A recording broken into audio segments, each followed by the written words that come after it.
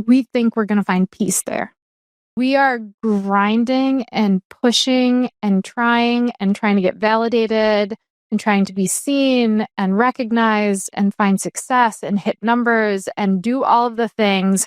And when we finally get there, we can breathe. It won't be this hard. It won't feel like I'm strong arming my way through life anymore. And I will catch my breath, and there I will be at peace. And it's complete bullshit. There is not an actual destination, as you already alluded to. And in fact, wherever there is, there you'll be, right? Like, so if you haven't found peace in the midst of a storm, you're not going to find peace even sitting on an island somewhere. Like, it's not about that. It's about you. It's just this internal battle. But I think that's the craving that at least the more successful people I've worked with are wanting, because they're in the gauntlet, because they've built something successful and now they have something to lose and they have something to manage. And they're just like, I just have to keep swimming until I get to the other side. And then it's going to be okay. And they're really underestimating what is required to have peace. And they're thinking, like you said, that it's some kind of, checkpoint on the map. Yeah. I've had a couple conversations with entrepreneurs, and they've put an interesting theory out there that we're actually not running to something, that we're actually running from something. And I'm really curious, like, your viewpoint on that, because you've obviously been in the toolbox, right, of so many entrepreneurs and like diving under the hood. Do you find that to be true, that we hide behind the guise of, like, when I get there, because this somehow alleviate, but it's actually maybe running from demons that we haven't really told the truth about? Mm-hmm.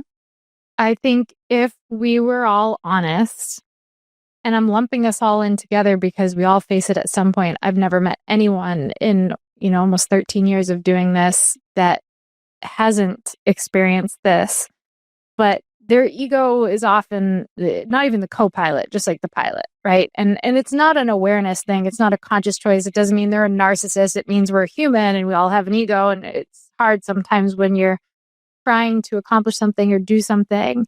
But I think you're exactly right. Like, I think we think that it's about a destination, but what we're really doing is we're trying to fill a void from something before, or we're trying to be seen in a way we weren't seen before. We're trying to and maybe it's something as simple as a story as a kid. Like, if you grew up in a tumultuous home, right, where the MO was like, you had to keep peace, right? Like, I grew up in I was so blessed as a kid, but I did have, one of my parents was an alcoholic. And that meant I didn't know what version I was getting, which meant my general mode of operandi was, before, like, you have to know, kid Liz, exactly what to say that's going to evoke exactly the result you're hoping for, so you don't get a bad result, right? So I would do this kind of like bob and weave as a kid of like, if I say this, then I get this, so I'm going to say this. And so my MO was keep peace, like, do what you have to do to keep a status quo so that things are a little bit more predictable. So then as I got older, I took that into entrepreneurship without even realizing it, of like, okay, I have to say the things that are going to evoke the certain responses that I need, or I'm going to do the things that are going to keep people happy with me. And I got further and further from really what God was calling me to. But I was thinking all along that I was like chasing my there, to use your language. What I was really doing was never addressing why I did things the way that I did them. And it's sometimes just rooted in something from when you're a kid. And sometimes it's some silly thing someone said to you, and it's not even like a big thing, but our brain interprets it in a way. And then we use the vessel of entrepreneurship as the thing to make us have credibility or worthiness, or finally be seen, or finally be, recognized as someone who holds value, when inherently we all hold that value, whether or not we have a business, whether or not, we're hitting the numbers that we want to hit, whether or not we have a bestseller. Like, all of that is so irrelevant, but it feels like a mountain in our lives. It feels like the most important thing. Yeah, I mean that is so true. When I was listening to you talk before, the phrase that just kept coming into my head is that like ego is this band-aid covering up for some external, whether you call it slight or like you're not enough or you know what, I've displeased you. Um, I'm really curious, Liz, in your example, at what point did you realize that you had been shying away from saying the thing or being the thing or doing the being of who you were meant to be? Was there like a moment that you just, it's like you hit the brick wall, you had that 2 a.m. sort of existential crisis, or was it something like way quieter than that? It was quieter. It was like, first of all, it wasn't all that long ago. I think intuitively was kind of knowing, I think I'm letting my ego drive a little too much. I think I'm caring about some of the wrong things. I think I'm chasing some of the wrong things that I think are going to fulfill or satiate me, but they're not, because I'm hitting some of those things and achieving those things, and I'm not feeling any different, or I'm not feeling any better than I once was. If anything, my life has just become more complicated because I have more to manage and more to keep up and more to lose. But I would say it was like these little nudges. I try to spend my mornings pretty quiet. Like this is well, let me rephrase that, Ben. I have 4 kids, 10 and under. There is nothing quiet about my mornings. We homeschool said 4 children and we run a business. So we are together 100% of the time, 7 days a week. And it is mayhem. Our kids are feral. I love them, but they're crazy. So I don't mean quiet in the decibel level sense. I mean quiet in the sense where I'm not reacting and responding to like work and things coming at me. So I like to sit in like I'm really intentional about where I put my focus and my time. So pre-noon, I don't have my phone. At night, I don't sleep with my phone by my bed because of EMFs and all the health stuff. I sleep with it. It goes in our closet and I just leave it there and I come get it at noon. Years ago, you said I'm allowed to do tangents here. So, years ago, I am not like immune to temptation, right? So I knew the theories of like, don't go on your phone in the morning, don't answer your email first thing, don't respond on social media. Like these are reactive measures. This is not going to take you into your next level. So I knew those things, but that's like telling an alcoholic, like, here's a fifth of vodka, keep it in your pocket, but don't you drink it. It was like my freaking phone's in my pocket all day. Like you can't tell me not to open this app that is designed to addict my brain to the app. So years ago, when we were living out in Wisconsin, I was like, for my birthday, I asked for a landline ode to the 90s because I was like, well, I need my parents to be able to call me if there's an emergency. And I need my kids to be able to make a call out if there was something happen to me and I'm home. I'm always like worst case scenarioing everything. Um, but I don't want like do not disturb isn't sufficient because I can still open my phone and go on Instagram. Like I still the temptation is still there. So I built in the most ridiculous measures to like enshrine my mornings, and not in like a tech bro 22-year-old cold plunging my way to my next billion like mornings. I mean, like I'm talking about I pray in the morning and I think in the morning and I contemplate things and I iterate things and I innovate and I don't respond or react. So all that to say, I really had to start to build in these like measures to protect that time. And for me, the nudges came in that time when I was giving myself the margin and the space to, for me, read the Bible or write. I love writing. I just found that things that weren't accessible to me when I was constantly in go mode, and trust me, I'm like an all gas, no brakes kind of person, but I had to like remove the gas pedal in the morning and things were being revealed to me, including like, hey, idiot, if you keep doing the same thing, you're going to keep getting the same result. Or have you noticed that the things you keep aiming at are not filling the void in your heart? Like, where do you get that from? So it was just these little moments. I'm also not a proponent of like today's millennial that feels like they need to get to the bottom of every freaking emotion they've ever felt in their lives. And they have to spend like a week on away from home, like dissecting those emotions and like getting to the root and healing every wound. But to me, it's more of a leadership thing. It's like awareness gives you some level of power to just make different decisions. And it's really tangible and tactical. And that's what it was. It wasn't like this moment where I was like, oh my gosh, all this time I've been doing this. It was like, I think you're kind of doing this. Hey, look, you just did it again. Hey, look how you just responded to that client. Like you're actually not serving them by like protecting them from what they really need to hear because you don't want to hurt their feelings. You're not giving them what they paid for, which is like helping them become who they're called to be. So like up your game and figure out why you keep doing that. So it was just like these little nudges along the way for me. I'm really curious. I love this idea of just telling the truth, right? I think that's just like it's so so easy to say, yet so hard to like execute. And I keep thinking back about like audits, like audit, right? Like your business is audited, if you have your taxes audited, it's just to be able to go, is in fact what you're actually saying true? What do you encourage entrepreneurs to do as an exercise I think there's really two sides to this. Like when you're trying to be there, how do you actually audit that to be able to go, I'm in a there mode? And I think the following question is how did you know that the reading the Bible, the writing, the quiet, the reflection time was what your actually heart needed to actually be able to expand like who you are and who you're becoming? Yeah. So the question around the auditing thing, we actually do. I'm on this like obnoxious quest where leadership for a long time has been this kind of elusive pie in the sky concept where people would talk about the principles of leadership, which are great and very motivating.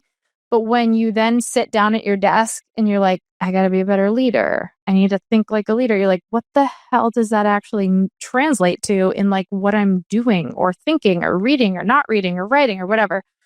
So a big part of what we do at Luminary Leadership Company is we want to take these ideas and these principles, which ultimately, like we're all capped by our own leadership. We're not capped by the next strategy we need because even if you were handed the next strategy on a silver platter, and it really was the right next thing for your business, for example, if you're not yet the leader you need to be, it's not going to sustain anyway. Like you might get a blip on the radar at best, like a bump in the action, but then it's all going to fall, which is why so many business owners survive in a feast or famine state is because their business has outgrown their leadership.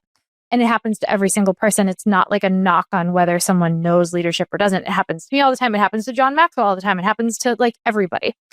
So one of the things that we do from a tangible perspective is we audit their time and we use tools to do that so that they don't have to be like sitting there with a notebook tracking their like what they did today because it's never going to be accurate anyway. And it's a waste of time. But I actually go back and I audit in a different way. I had a mentor come into my life like about 6 years ago now, has made one of the most, I have just been really blessed with good mentors, like the profound impacts they've made on me and how undeserving I am of their love. Like, and I'm talking people who just have taken me under their wing. I'm not even necessarily saying someone that I've paid. And this is one of those people. And he's a genius and he's built and bought and sold companies for hundreds of millions of dollars. He's mentored like Russell Brunson and Jeff Walker in the online business space. He's like the GOAT he was doing the internet like before I was a twinkle in my parents' eye. And he knows all the things. And I geek out on marketing. Like that's one of my zones of genius in business. And so I was super excited to have access to him. And we were talking and I was like, okay, like I want to talk about this funnel strategy. And I saw that you're doing this and these are my goals. And this is what I want to do this year. And he's like, Liz, we are not going to talk about any of that stuff until you tell me your life plan. Like, sorry, that's not a marketing term that I'm familiar with. Can you break it down for me? And he's like, none of the goals that we'd pursue, none of the strategies we'd implore matter one iota if you don't know what your non-negotiables are for you and your family.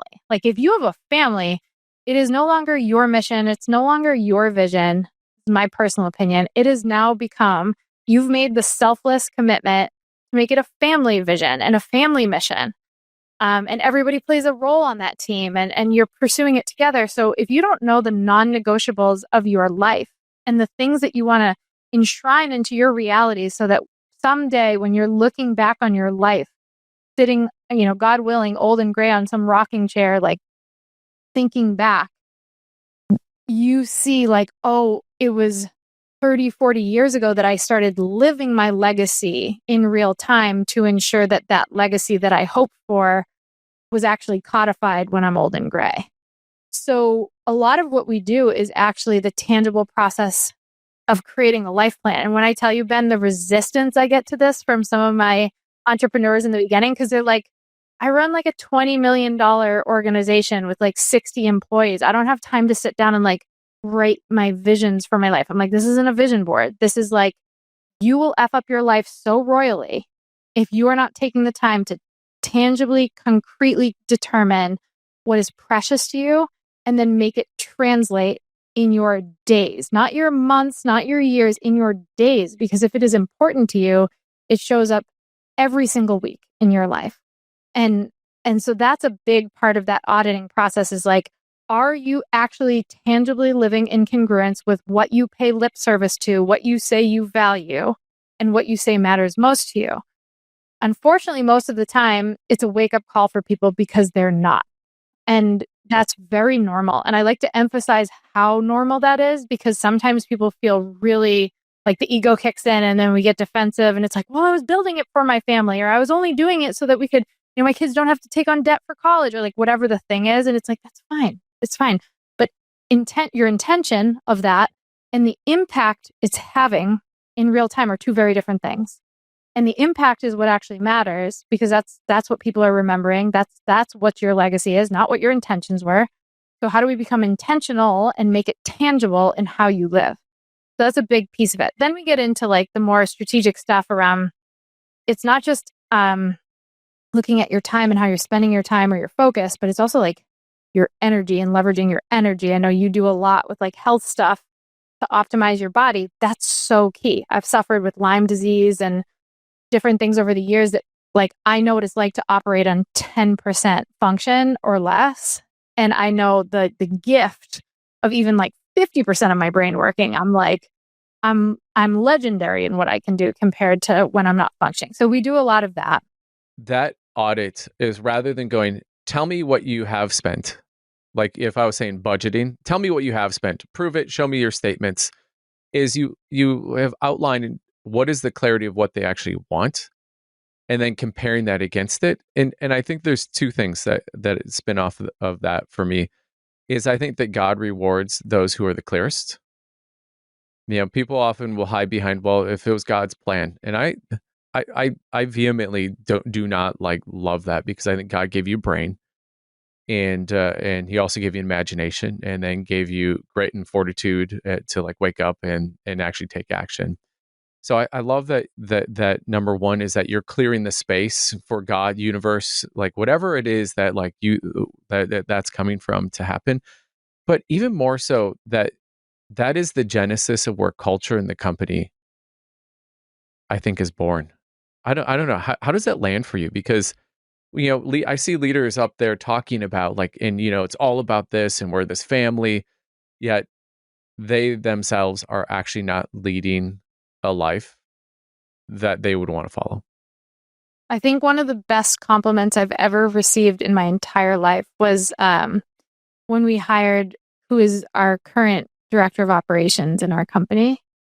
And she had actually been a former client of mine. So she'd been kind of on the other side. She wasn't behind the scenes in my business. She was receiving like all the curated stuff that we put together to serve our clients, right? Like the stuff, the highlight reel, the good stuff. And she said, I was so hesitant to come work for you because I loved my experience with you as a client. And I had so much respect for you and how you did what you did. I was so afraid that once I pulled back the curtain and got into, under the hood of everything and saw you, how you spoke to your team, or how you actually, like, were you actually a present mom, or how were you and Michael really, like behind closed doors, that it was going to be revealed to me that it was all a show. And she was like, it was the greatest relief of my life to see that all what I saw for all those years was exactly the same as what I was getting behind the curtain.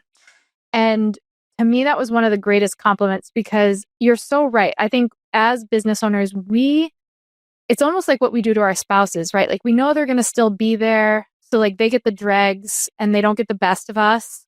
We kind of do that with our teams too, where we're like, we leverage their loyalty a little bit too much. And we're so focused on getting the client because the client is where we make the money that the team gets what's left over. And I flip it on on its head. And I say, no, your team is number one. Like those are your babies. Like you treat them with such care and respect. And you give them a culture, not just where they see your example and you're living by the example that you preach, but you're also giving them a home to cultivate their own calling within your organization, or you're letting them go, right? Like you're saying, I don't have a home for you to continue to grow here. And I don't even mean just financially grow. I mean, like become who you're meant to be. So I think you're totally right. And I think it's in the hard times where the leader is really revealed and how they communicate. Like, do they bury it? Do they try to make it look like it's all good? Are they transparent? Are they a mess? Like, are they extra stressed and short with people? Or do they come to the table and say, man, this is a hard time, huh, guys? Like, ooh, I want to share with you some ideas I have to get to the other side of this thing, but I'd love to hear from you. But like, what are you feeling right now? Where do you feel like you're taking on water? Do you have too much on your plate? Let's talk about it. And it's just really communicative and very loving, very honest, but very loving, because I think you're spot on. It's like, if we can't do that for our teams and we can't create that culture within our organization, we're going to see like our company reputation, or really like the impact that we're actually making, start to degrade over time. We can only hide that for so long because that's your foundation. If you're building that on sand, it's only going to take you so far. Yeah, and I think the AI is only going to accelerate it. It's going to bring the X-ray glasses of competitive parity, and what you're left with is the umami of like your team and the parts that it's made up of, and it's all being driven based off the qualitative of who is on your team, the heart that they bring, and the collaboration that they experience. And that all is led with like, don't ask someone to do something that you haven't asked of yourself first, right? I love that. I love that so much, Liz. So second part of the question was, I just love the clarity that you had of, I need this for me to find that inner moment, like that inner peace, so that I can actually bring my best in my different identities, right? Like as a mom, as a partner, as a businesswoman, as a coach, right? As a friend, as a child, as a daughter. How did you figure out that those were the things that you needed? And if I'm an entrepreneur listening to this going, wow, okay, that's great. I mean, she must have just known. She just must have just naturally known that that's what she needed.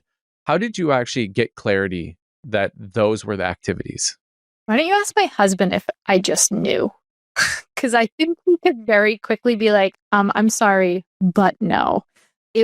I'll tell you, there are a couple things. One, the humbling conversations with my husband when he's like, you're the worst version of yourself right now because you're you're sprinting. You come to the dinner table and you're like too stressed to even have a conversation. Like it just was bad for years of me being like a rubber band about to snap because I didn't know how to cope with anything. And this is exactly what I was talking about before, Ben, of like, I had not yet expanded my capacity as a leader. So I was holding all these things I said I wanted, but like, I just couldn't hold them because I wasn't expanded enough to be able to hold all those things. But the other thing for me was blood work.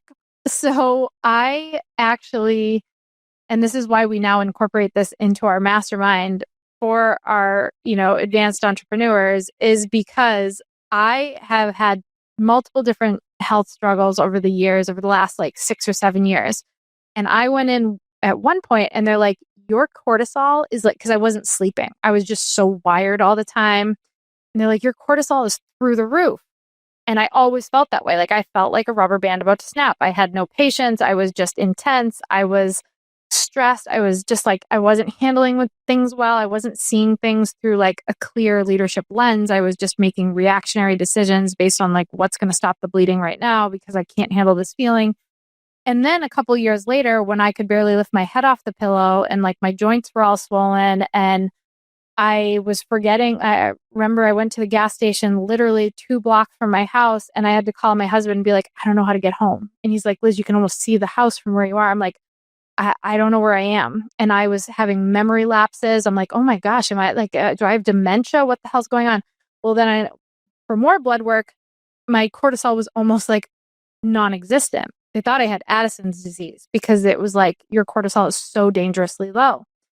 Well, what happened was because I was so like, the second I wake up at 5:30 in the morning, like laptop open, what do I need to respond to? What do I need to react to? I'm going to milk every minute out of this day to be as productive and as efficient as I possibly can, with no thought of like peace or thinking or like just processing things or doing any of the stuff that a CEO or a leader should do. I had burnt out my cortisol. My adrenals were completely shot. I didn't know at the time, but I had Lyme disease that was being triggered by mold exposures, just like nervous system issues. So for me, it was like, well, I guess I've got to figure this out. And when I started doing stuff in the morning specifically, it was like I was forcing it because I didn't want to. I was the entire time, I had to keep a notebook next to where I was reading or writing because I was getting all these things of like that I had to do that day. And it was stressing me out not to just like do them in the moment I thought of them. So I had to write them down at least to get them out of my head. Otherwise, I couldn't even finish the sentence I was reading. So it took a lot of time. But a big shift I made that was somewhat, I would say somewhat recent, like maybe about a year ago, is I used to give that time in the morning before I jump into work. So I'd get up really early and I'd have like this preserved kind of peaceful time in the morning. And it, again, peaceful with a grain of salt, like kids on my lap or nursing a baby or chasing a toddler, but like not jumping into anything work related. And then I was like, man, I want my business. Like, I don't want to be the boss anymore. I want God to tell me what he's calling me to do. Like, I've built something successful. I don't want to make all the decisions anymore. I don't want to assume that I'm doing something like good in the world because it's stroking my ego. I want to know, Liz, this is what I put you here to do. And you have the blessing of this vehicle to do it. I want you to do it like this. And I'm like, so why am I taking my God time and my like fine clarity time around like kind of stripping it from that family time?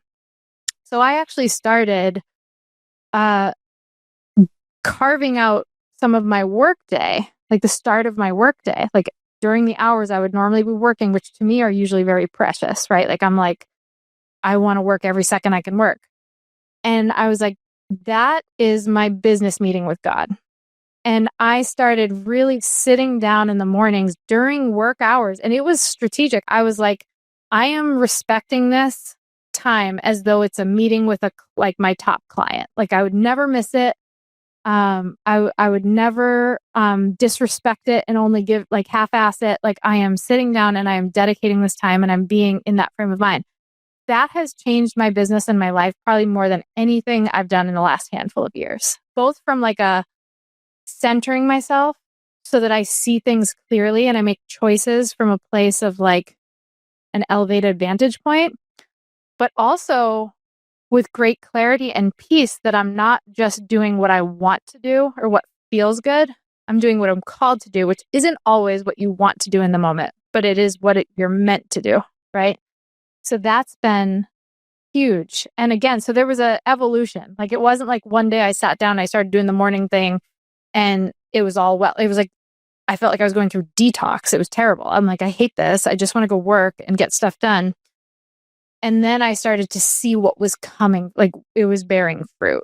I'm like, whoa, I just thought of something that I'd never think of when I'm in go mode, right? Like I just solved a problem that I've been butting my head up against for like 2 years because I took that time. So I started to see like, this is a piece of leadership, just that margin that people aren't cherishing enough, not just as like a feel better, have peace, center your nervous system, but as a, oh, this is actually how I take my next big leap. Liz, I love that. You just totally excited my neurons when you just said, I had this business meeting with God. Like I love that so much because for so many different reasons. But I'm really curious. How does that conversation go? So, God, yeah, like looking at the P&L and my return on intention is below that 20% return. I mean, how does that go? I mean, like how do you typically start off that conversation? Well, sometimes if I am really stressed, because I get stressed and my temptation is to skip that business meeting, I sit down and I'm very forthright. I'm like, all right, God, I don't want to be here right now. Like, I feel tension, I feel pressure, I feel stressed out. I feel like I have to go get stuff done. So I'm just going to sit here and I need you to speak something into me, to show me something, to like slow down my heart rate, like something to help me come back to this place where I know you're calling me to be, but I can't be there by choice at the moment. So I'll just be very honest. The same way I am with like my team, like my leadership team, where I come to them and I'm like, all right, guys, we've got this issue and I can't freaking figure it out for my life. We got to talk this through. What do you guys see that I'm not seeing? Like, help me, help me find the right answer for this, because I really feel like I'm failing in this. And like very similar. A lot of other times I'm bringing like an idea or a thought I have to the table and saying, God, I think this is a great idea, but I think a lot of my ideas are great ideas. So here's what I would love is if you could, over the next week, I'm very specific. I'm like, over the next week, I would really like for either this door to open for us in a very clear way that like your hands on it, right? Like it's not I've forced my way through the door, but like that door opened. Or I'd like you to do something to shut that door and seal it shut so that I just know quickly that this isn't the path, even though I thought it was. And he's done that actually in some of my biggest business partnerships where I'm like a ball of stress and we're in negotiations and we're trying to figure stuff out. And I'm like, God, I'm going to need a call from the CEO by like end of day Friday to just have some reassurance that this is even what you want me to do. And like 4:50 p.m. on a Friday, my phone rings and it's the CEO, like stuff like that. And the more I stay in that communication, and I don't want to make anyone think that I have some weird direct line to God where like I have these conversations with him and then I literally hear his voice back to me. I don't. I'm not one of the privileged few who like actually hears God speak. I have a friend who does, and I'm so envious of her because I'm like, you just get the answers. He just tells you things. I'm like, I'm sitting here trying to decipher. But what it is for me, I'll take my journal and two different color pens, like a black and a blue pen, and I'll write my thoughts or my struggles or my questions in one color. That's me just writing. And then I'll just sit. And then like whatever comes onto my heart, not like a manufactured thought that I'm like, I'm trying to figure this out, but like just like the initial flow of thoughts that come back, I write in a different color pen. And to me, that's one of the ways that I've seen God reveal himself to me and what he wants for me is when I speak to him and I stay in connection to him, and then I give it a little space, and then I just wait and see what those thoughts are. And anytime those thoughts are from a place of total calm and peace, that's him.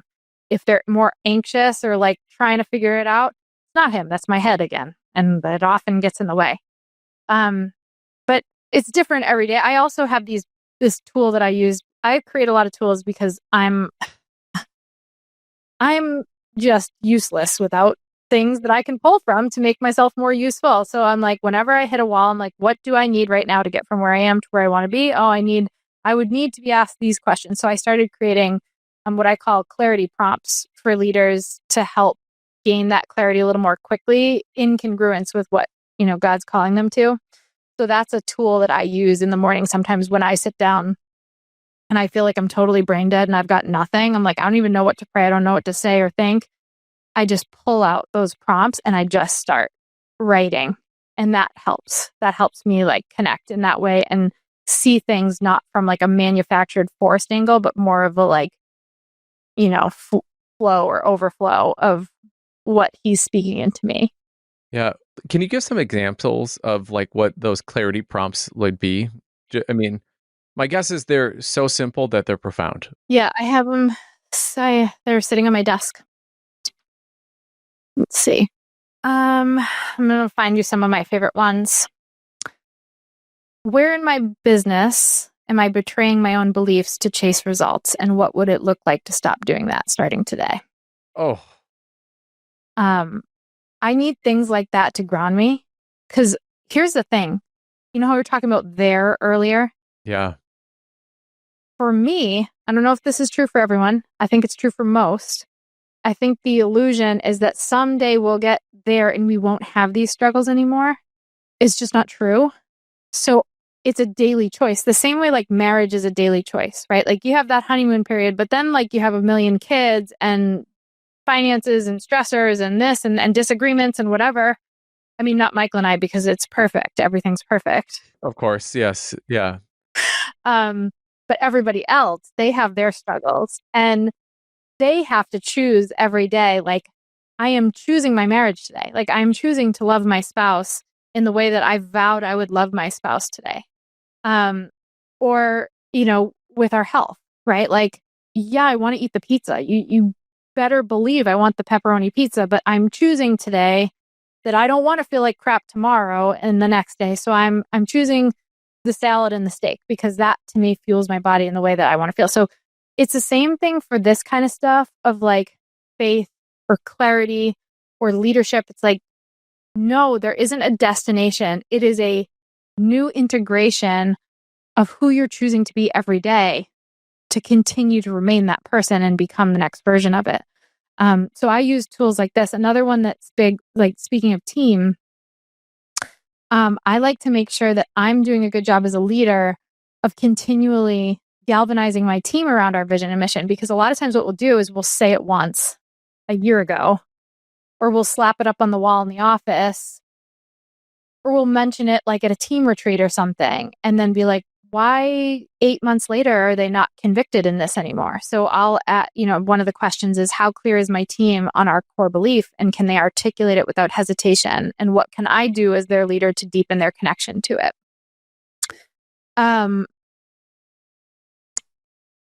There are tons of them. If people want them, they can just find me on Instagram and DM me the word clarity, or they can go to luminaryleadershipco.com/clarity and they'll just get these prompts. But that has been so huge for me because one of the things my friend and client, John Maxwell, and for years, my mentor, says is like, great leaders ask great questions, or good leaders ask great questions. And it's so true. Sometimes we stay stuck in the same muck and mire for years because we're just not asking the right questions. We ask questions like, why am I stuck here? Or why am I back here again? Or why do I always like make these mistakes? Or why can't my team figure it out? Or why aren't I farther ahead? Instead of questions like what I just said to you that help you just stare right in the face, the bridge from where you are to where you want to be, and then get the answer. And that's you walking over the bridge. Like we're all so much closer than we realize to massive trajectory change. Yet we can feel a million light years away. So we never ask ourselves the questions or make the changes or do the things because it feels so heavy. Yeah. I tell my groups when I'm coaching is that the perfect version of you already exists. It's just waiting to be excavated. And I think that you just articulated something for me, is that the excavation is the questions. Yeah, totally. Why is it so hard, Liz, for people to think of the questions and more importantly ask the questions? Like, so like, hey, I'm going to choose my marriage, right? Like, I'm going to choose that I'm going to like date my wife, like even though we've been married and we've been together for 13 years, been married almost 11 years. Like, why is that so incredibly hard? Right, especially amongst like the elite and advanced entrepreneurs that you're working with, you would think like, I mean, those are hard chargers. You say like, hey, 20 million stuff, watch me. But you go, hey, I'm going to choose my marriage, or I'm going to literally choose to wake up and have mindfulness, or I'm going to choose to actually move my body, or I'm going to choose to cut down my drinking by like 90%. Like, why is that so hard? I think because we don't plan for it. And I'll speak to that in a minute. Don't let me forget. And then the other thing I'd say is modes of survival are a real thing. Like when you're in season, like you might not be aware of it, But when you are not asking yourself the right questions and when you are not making the right choices, I choose my marriage, I choose, my health, I choose to be a leader in my business. It's oftentimes because we are in some form of like survival. Like we're trying to preserve what is. We're operating from a place of fear. And when you are operating from a place of fear, you've just like very naturally, when you just like look at how humans have survived forever, is when we are afraid and there is a threat, we are not thinking outside the box. We are thinking of only what is a threat to us within the box. And that's it. And that's all we have the capacity for. So what I found is going back to creating the space for it and planning for it. I have something that I call the visionary CEO schedule, and it's kind of a framework that I teach my entrepreneurs. And there are 7 blocks of time that should show up in every visionary CEO's life each week. It's going to look completely different for you, for me, for my real estate clients, for my wedding photography clients, for, the guy that runs the HVAC company, because we're all in different industries. We all have different realities. I homeschool my kids. Like, when I have a baby, my seasons look different, but these 7 blocks show up every week. And the reason I did it weekly was because I had a mentor once, like 10 plus years ago, say to me, he baited me and he was like, all right, what are the most important things to you? I just had my first baby, married. So I'm like, oh, my son and my husband and our marriage and, health and all these things. And he's like, cool, pull out your planner and show me the evidence of that. And I was like, oh God. And I open it and it's like call after call after call after call after call with clients and no sign of any of the things that I said were important to me were written in that planner.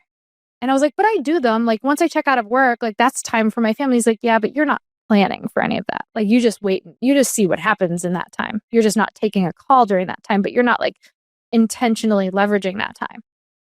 And he said, if something is important to you, it shows up every single week, because you wouldn't tell your kids, I love you on the first of the month and then not tell them again until next month because they're so precious to you. Like you say it to them all the time because it's so important. You give them hugs and love all the time. So the same is true for your business. There are things that if you're not doing it weekly, it's evidence that it's not that important to you. So I wanted to really determine like, what are the 7 things that when we live into these 7 things, even if some of the blocks only show up once and others show up 4 or 5 times, we're at least making the attempt to shift our trajectory from busy entrepreneur into visionary CEO. And when we're becoming a visionary CEO, what I mean by that is we're becoming like really clear on what God's calling us to in this season, how we're using our business as the vehicle to get there, how we're becoming more profitable and prosperous in the process, and how we're aligning it all with our sweet spot of the stuff that when we do it, not only do we come alive, but the needle moves, both financially, but also in the impact that we're making on the people we're here to serve. So that was a big piece of it too for me, was planning for it. And I'm the type now, after years of doing this, that I put in the calendar my date night, even though I know it's every Friday. And I know I'm super blessed. We moved back to New Hampshire for this very reason, but we're now back in the village with my whole family. And my parents take the kids every Friday night. And it's like, so we know that, but it still goes on my calendar because there's a level of respect I'm giving that plan and that thing when I write it down, and nothing can kind of weave its way into it by accident, because no, that time is preserved for this. And when you have a lot of kids, your kids don't get a ton of one-on-one time with you. So what I try to do is each week carve out time for one kid, just one-on-one. Even if it's something simple, like I'm going grocery shopping and I'm taking my daughter with me today. She doesn't know where we go. She just wants time with mom. And even though they'll get that one-on-one time throughout the week, I know it's planned. So I'm doing that both in business and in my home life, my family life. And to me, that's a huge differentiator. And it's kind of like, that's how I armor up against regret for me. I love that. It's so funny you said regret. I was just going to ask you something you had said I don't get to spend a lot of time with each of my kids because when you have a lot of kids and you have a thriving marriage and just a thriving life, do you suffer a lot from shame or guilt? Oh, I would say it was like borderline suffocating for many years for me. Uh, both. The guilt was something that always kind of plagued me my whole life, but I didn't realize it, I think. Like I would easily feel guilty and do things out of guilt, even though there was love attached to it. Like I wasn't doing it because I knew it was the right thing. I was doing it because I didn't want to feel bad about not doing it, which made me say yes to a lot of things. And it also made me not draw a line. Like when my mother calls me and says, Liz, I need you for this, whether I feel guilt or not, like the right thing to do is to drop everything and go be there for my mom. She has like sacrificed her entire life for me. She gets whatever she wants whenever she wants, and she never asked me for anything. But when I then start applying that to every like Tom, Dick, and Harry and feel that same level of guilt when someone's trying to use me to get my time to just pick my brain or like whatever the thing is, okay, now I'm taking time away from my children and my husband because Joe Blow said like I need a favor, and I'm giving him the same level of credibility as my mother. Like guilt is driving me too much. So I had to really work on that. And then shame was interesting because it was like, that's that stuff you were talking about, like what you're running from. I don't even know if I've fully solved that riddle, but I would say for me, it was really hard as a business owner when I'd go through seasons. Like I would, in my mind, I'm like, oh, to be like a metric of true success is you're constantly on the up and up. And if you ever experience a moment of downturn or struggle, it's evidence that you're not good enough and you were never going to make it, which is the dumbest thing I've ever heard. We live on an orchard here in New Hampshire. We live in like the biggest orchard town in New Hampshire. And I'm looking out the window at the orchard right now. And the farmer, we don't own it. We live like right on it. And the farmer is a fourth generation farmer who owns this orchard, and they're amazing family. And I was thinking to myself, I'm like, a couple years ago, New Hampshire got a really bad frost, like a late frost in May or something. And it screwed all of the orchard owners in town. Like they lost so much of their crop. They had way less profit that year. So a couple of them didn't survive. One family ended up having to sell the land, and it got turned into houses because they couldn't recoup it, and they didn't have like another generation of kids that wanted to take it over. They'd kind of hit their limit of. And I'm like, would I ever look at Danny, the farmer, and be like, what a failure? Like 4 generations of know-how, and he has one bad season because circumstances were hard, or maybe people made bad decisions or whatever. But in his case, just times were tough and nothing he could control, and be like, epic failure. He should be so ashamed. I'd be like, oh my gosh, that happens. Like life is so hard. And he'll rally because he's been doing this forever and he knows his stuff. And look at these past seasons he's had, and look at how he's impacted the community and fed the community. Why don't we apply those same principles to us? Yet I was having, one launch wouldn't go as well as the previous launch. And now like, look, the sky is falling and I'm a loser and it's all crumbling. And I was really surprised to see how many of my clients like struggle with that too. And the shame that would creep in. And it was obviously from something different. It wasn't really about business. And I think it's sometimes hard to put a finger on it, but that was my thing that I had to let go of. Like even just writing this book, I had moments where I'd be like, oh, if this doesn't sell, like I would try to quantify, well, how many copies does this have to sell for it to be a success? Or, well, do I want to go for a bestseller list? Like if I don't hit a bestseller list, will anyone think I'm legit? Well, maybe I'll just try to sell it on Amazon. But if I'm not, it's not hardcover. Like, won't they think I'm a loser? Like, I can't believe some of the thoughts I've had creep in after all these years of doing this. But it's been a huge opportunity for me to overcome some of like the shame that I feel creep in around things that are really nothing to be ashamed of and hold no real weight in the grand scheme of things.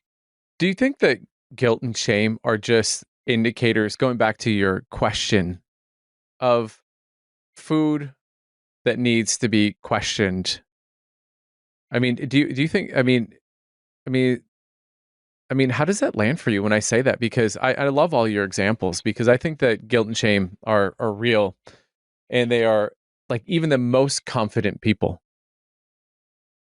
are dealing with shame and guilt. But I just, something you said there, I just made me think. I was like, is actually guilt and shame not necessarily, it's not a bad thing. It's not something to necessarily avoid. It's more something to be harvested. So it was interesting you say that. It not being a bad thing. You just made me remember that a dear friend of mine, her name is Monica Smith. If you want to become all in tune with every struggle that you've had from your past, go to Monica Smith. All right. And she said to me, guilt is actually a really good thing. It's like your conscience. It's guilt is a trigger to help you kind of decipher and ask the right questions to discern what you should do next, right? So like when I'm overworking and I feel guilty that I'm not there for my kids, that's not a bad feeling to arise of like, do I need to recalibrate how much time I'm spending working versus with my children? It's a very natural response. She said, when you allow guilt to become shame is when it becomes the problem, because shame is always something that needs to be addressed because it's problematic. So I'd kind of forgotten that until you just asked that question. So I think the key is not letting the guilt fester. And also I think sometimes I think women do this probably more, and maybe guys do it too, but women will go to their friends who are going to validate their feelings versus hold up the mirror and tell them what's up. So that's why I think most of my mentors have been men, is because I'm like, I want someone that's going to be totally honest and not worry about like my emotions or my feelings in that way, as long as they can present their honesty with love. And so, for example, if I went to my girlfriends and I was like, I feel so guilty, like I missed the kids' field trip this week and I'm just working so much and so much is falling on Michael with the homeschool and everything. And her response is immediately, like, she doesn't ask me any questions. She's just like, oh, Liz, you're just working so hard for your family. And it's like, look at what you've built. And, you know, your kids, they know they're loved. And Michael's such a great dad. He's stepping in. Now I've like coddled my guilt. And I've been like, oh, I can justify my poor actions because I went and found the validation for my action. So there's that side of the spectrum. And then there's the other side of the spectrum, I think, where you find shame. I think the truth lies somewhere in the middle of like when that guilt pings, it's an opportunity for you to ask the right questions to be able to say, what do I need to do next to make the right choices and take me into where I'm like who I'm really meant to be. Well, I love that, by the way. Guilt is a leading indicator. Shame is like when it's left to fester and it becomes infected. Exactly. I think that's a perfect way of putting it. Liz, your questions that you were asking before, I just thought were world class. I mean, absolutely world class. And I'm really curious, do you have a framework of how you build your questions? For me, it's often in that quiet time. I'm like, where I'm stuck. I want to be unstuck. Nobody likes feeling stuck. What do I need to ask myself to get to the other side of the stuckness? And then I just let the question pop up for me. A lot of times I'll sit down.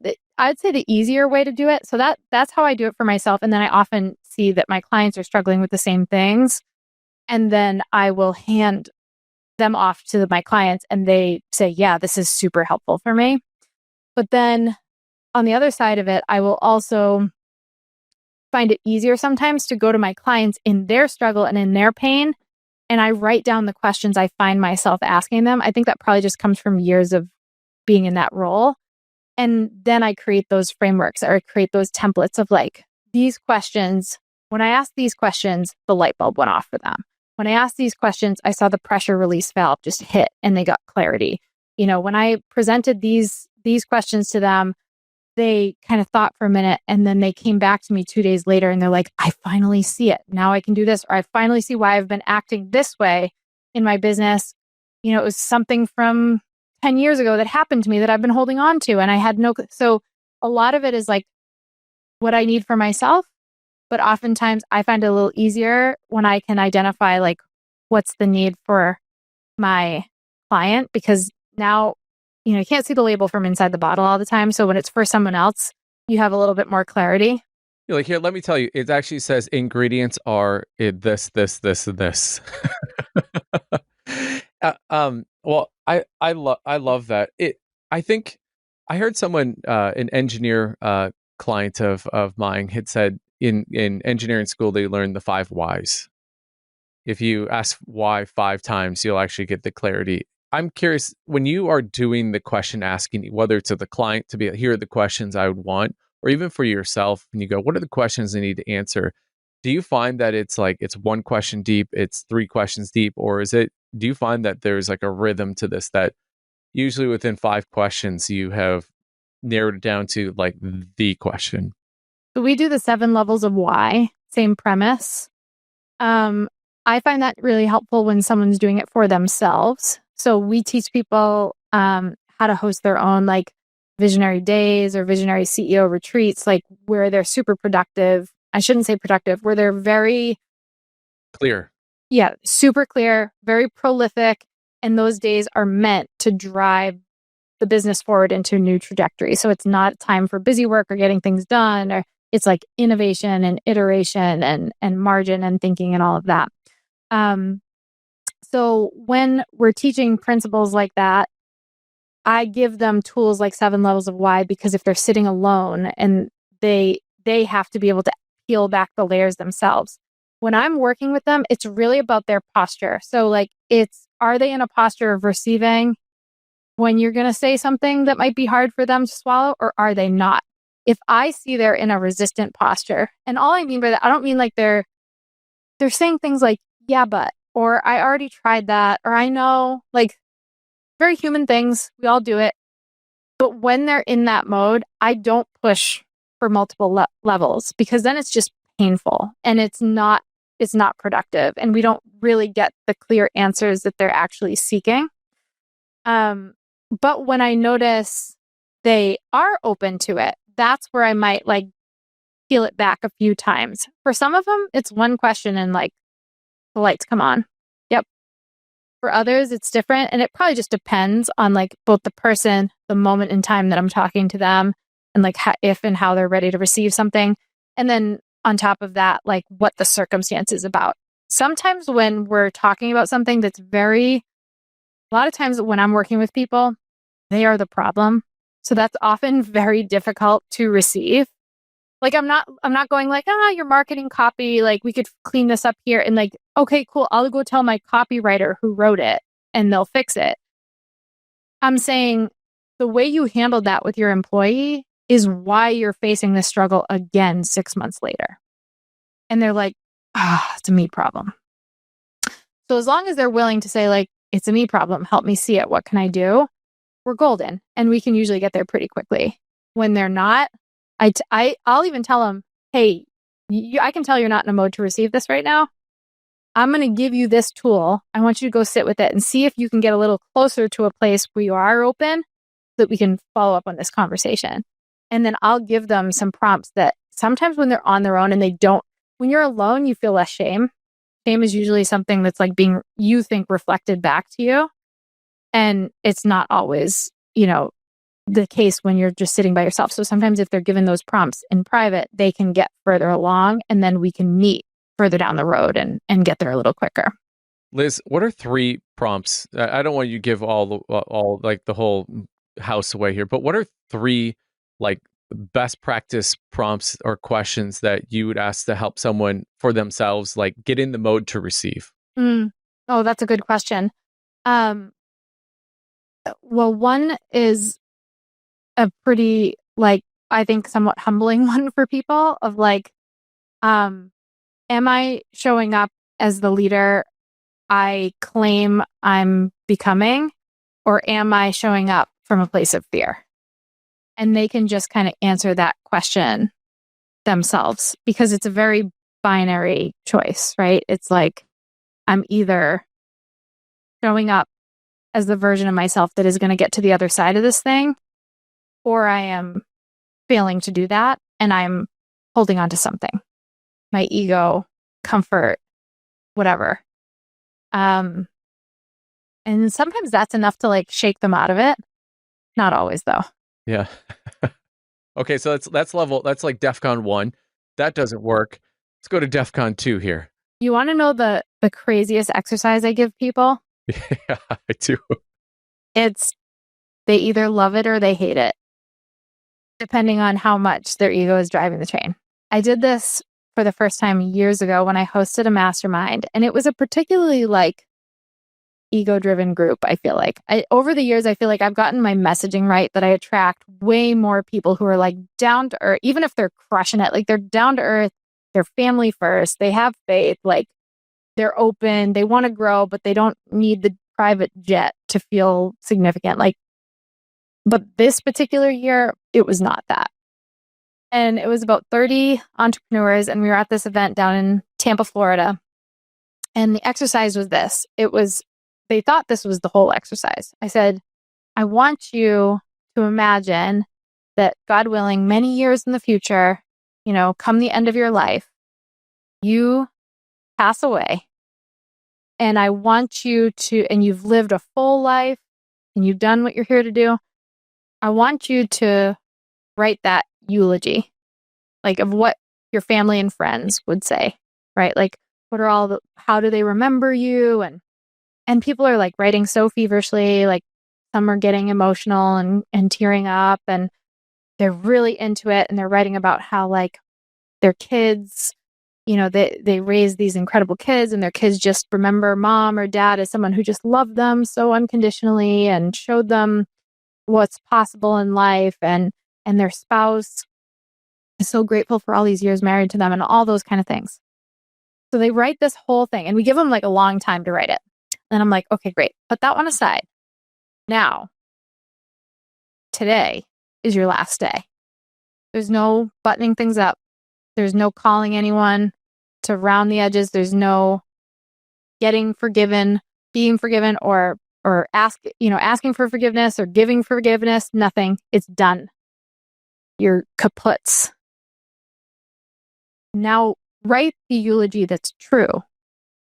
What would your family, like the people that should matter most to you, what would they really say based on the impact you actually had up to this point? And write that eulogy. One guy gets up and walks out.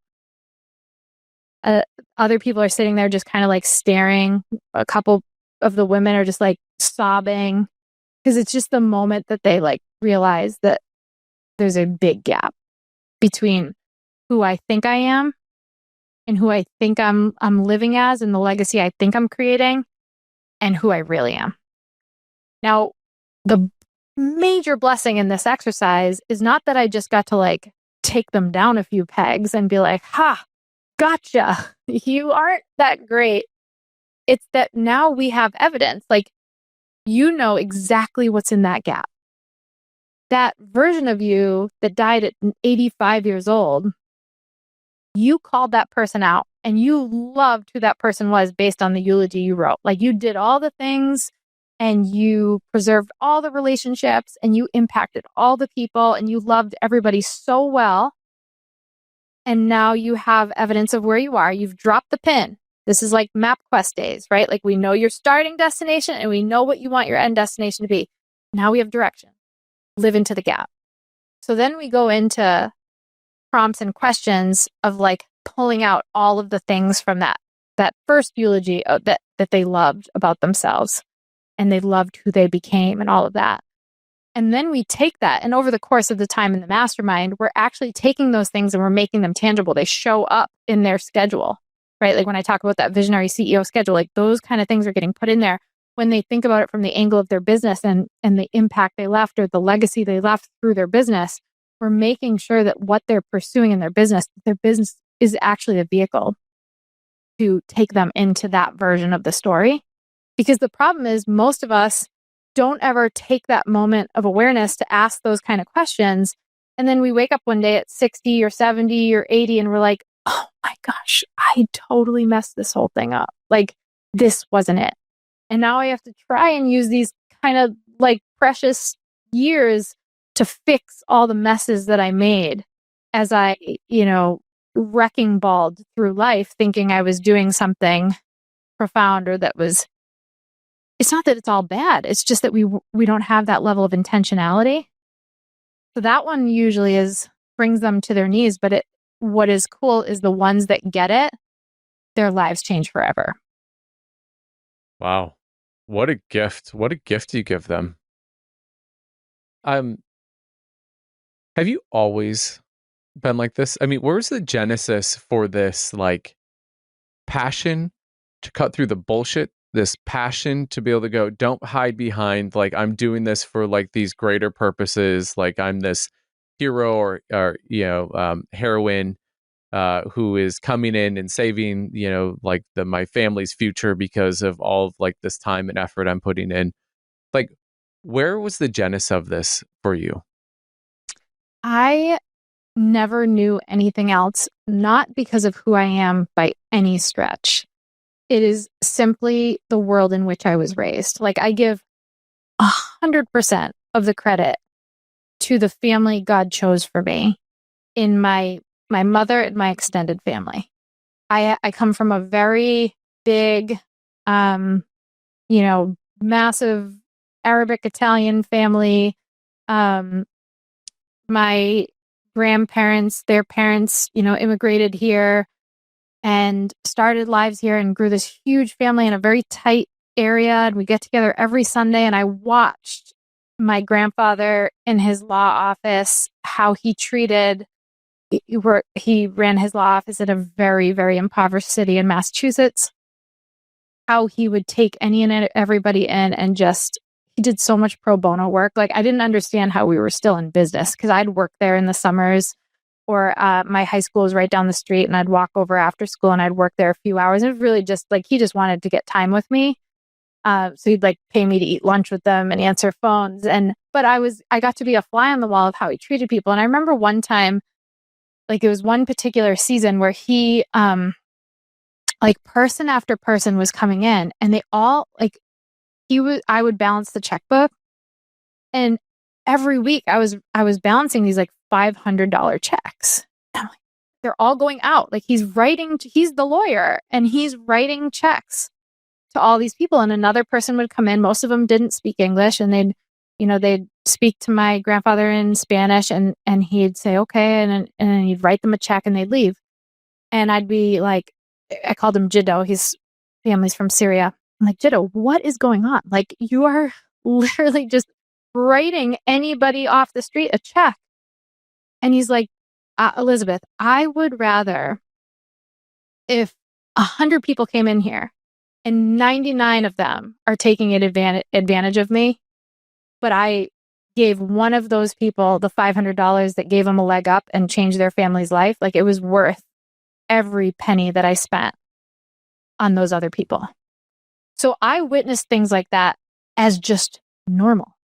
I didn't know until I went out into like college and then the real world that like most people are jerks. Like no one's thinking of anyone else but themselves. But I watch people do stuff like that every day. Like my mother, my mother's a CPA. She still runs her CPA practice. She's a tiny little practice.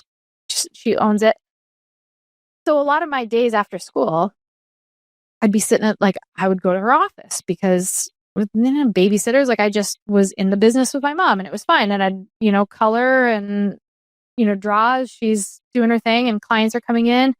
And I thought it was normal that like halfway, during or on a random Thursday, my mom would be like, okay, come on, we got to get in the car. And we'd like drive to the nursing home and we'd go and we'd sit with Mrs. Snow, who was like 98 years old and just visit for hours. And then we'd go and on that weekend, it would be like a Saturday morning. My mom would wake me up and she'd throw me in the car and we'd go sit with Mrs. Burns, who was in her nursing home and Mr. Smith, who was in the trailer park and didn't have any family. And I'm like, this is what CPAs do? Like, don't you do taxes? But for her, it was just a vehicle. She was called to be Christ in the lives of everybody she met. That was just who she was, who she is. And she had a lot of clients because my grandfather was legal. He would often pass along some of his clients to my mom, knowing they'd be in good hands, and a lot of them were elderly. And they didn't have families. They didn't have kids that took care of them, or their spouses had died, or they were really poor. And my mom couldn't bear the thought of them being alone. So multiple times a week, after long days in the office actually doing taxes, we'd just go be with people and sit with people and like take them in. And that was normal. So like all of these things that I witnessed were just how I was raised. I never knew anything different. And the other thing was they always led with love, but they were very honest. So when someone came into, I learned later, because I didn't speak Spanish, and most of the people coming into my grandfather's law office were speaking Spanish in that city. They would come in. He wouldn't just give them the $500. He'd then have them come back and sit down and help them create a plan to turn their life around and talk to them about the crap they were doing wrong that was hurting them financially or hurting their families or making poor decisions. So it wasn't just this like enablement. It was, I'm going to take the unpaid time to invest in you as a human and tell you where the dog died, because I'm not just handing you money. I'm telling you like how you're doing this is not the right way. And I want to lovingly point you in the right direction. So that's just like all I've ever known is lovingly mentoring and guiding people into what is really truly for them, like into their potential.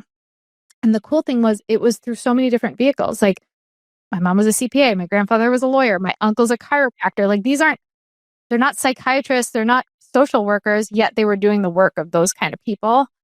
And they still do. And it's just like, I don't know. So I was mad when I saw, I think like Ed Milet said it, like caught, not taught, like years ago. That's one of the phrase that my uncle, who ended up taking over my grandfather's practice, he credited that at a banquet he was being recognized for. And he said, everything I'm being recognized for tonight was caught, not taught. Like this is just a result of my DNA and the people that raised me. So I've taken the ball and I've run with it. I've become passionate about certain things. I've done things wrong and learned the hard way. But I guess I just don't really, nothing else would fit with who I was raised to be. Yeah. I mean, it's really like you're carrying on the family business, except instead of a vehicle of a different sort of avenue, you're literally doing it to people who have ripple effect. It's like, it's a force multiplier, right? You change the entrepreneur and then you change the lives of potentially 30, 40, 50, 100 other people who are part of that organization. Yeah. And for years, Ben, I was trying to do that kind of out of congruence with everything I just described, because I was trying to fill my own voids and feel significant. So I was like, how do I get these people to make more money? How do I help them scale their businesses? My very first podcast many years ago was called Scaling Up. It was all business strategy all the time. And that's what people were hiring me for. And we were seeing the needle move for people. Like we were there, they were crushing it financially and they were getting crushed by life because I wasn't taking the time to say, what do they need as a human being? Like, who do they need to become to sustain the level of success that we're helping them create within the business? So that's what made me make the shift more into the leadership side of things, because my theory became, okay, every single one of these entrepreneurs is ultimately capped by themselves. Like they're capped by they're bottlenecked by their own leadership. And their potential will remain out of reach for as long as they don't cultivate that calling. So I'm going to make it my personal mission to unlock the leader and scale the leader so that when the business scales, it's a result of overflow, not force. It is just the natural like bubbling up of what is inside of that leader coming out and propelling the business forward versus the business owner underneath this giant boulder trying to push it up a mountain and it forever feeling like force and struggle. And that shift has not only helped the business owners I work with transform their businesses, but they have more peace in their hearts, right? Like that chasing we talked about. Their marriages are stronger. It's why we encourage our mastermind members to join with their spouse, even if their spouse isn't working directly in the business, because they are a team in every sense of the word, no matter what the roles are. We want you to grow together, not to grow apart. It's why they have better, deeper relationships with their kids. Like we even have playbooks on things to integrate family and business, and to bring those two worlds together in a really cohesive, beautiful way. Because oftentimes, as the entrepreneur in the middle, we feel split in two and pulled apart, and it doesn't have to be like that. So and the funny thing is, that is like, yeah, we talk a lot of business strategy. We do a lot of that stuff.